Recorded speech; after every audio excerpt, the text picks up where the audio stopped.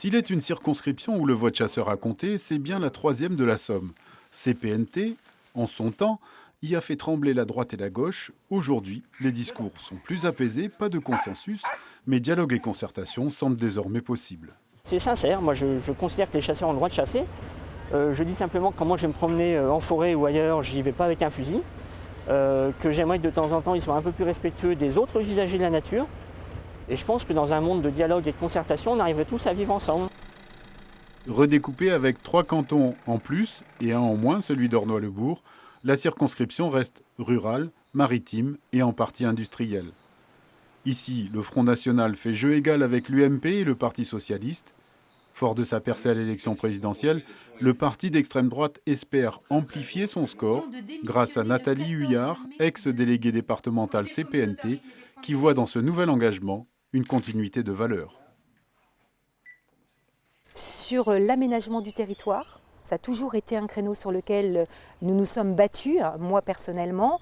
Sur la chasse également, parce que contrairement à ce que l'UMPS ne cesse de dire et de répéter, Marine Le Pen n'est absolument pas contre la chasse, elle est pour les traditions et la chasse en fait partie. Et puis les services publics, la nation, nous sommes foncièrement français, picards. Le député sortant, Jérôme Bignon, lui sait que c'est sur son nom et dans une campagne de proximité qu'il peut inverser le rapport de force à droite. 194 communes à visiter, patiemment, il mêle réalisation sur le terrain et thème de la présidentielle, mais reste discret sur l'échec de l'ex-président. Moi j'ai aimé cette détermination d'être au secours de la France quand on a été en grosse difficulté. Après, voilà, ce que les gens pensent de lui à titre personnel, bon voilà, je respecte. Chacun, encore en démocratie, c'est le peuple qui a raison, quand il vote, c'est lui qui a raison. Après, sur un certain nombre de valeurs qu'il défend, le travail, le vote des étrangers, la réduction des dépenses publiques, je suis sur cette ligne-là. Campagne très républicaine, Jérôme Bignon salue le candidat du Parti Socialiste, qui est un peu plus que challenger. Jean-Claude Buzine, c'est le président du syndicat mixte Baie de Somme Grand Littoral. Il souhaite contribuer à assurer une majorité présidentielle, bien sûr, mais espère aussi avoir plus de moyens politiques au profit de son action de développement local.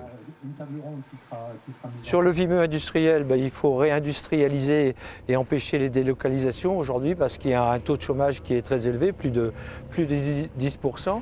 Et sur la côte Picarde, avec le tourisme et le label Grand Site, de nouveaux équipements viendront compléter ce qui existe aujourd'hui. Et puis nous allons travailler intelligemment aussi avec les pêcheurs à pied, les chasseurs et tous ceux qui ont fait cette côte Picarde pour maintenir les traditions sur la côte Picarde et l'authenticité de cette côte Picarde.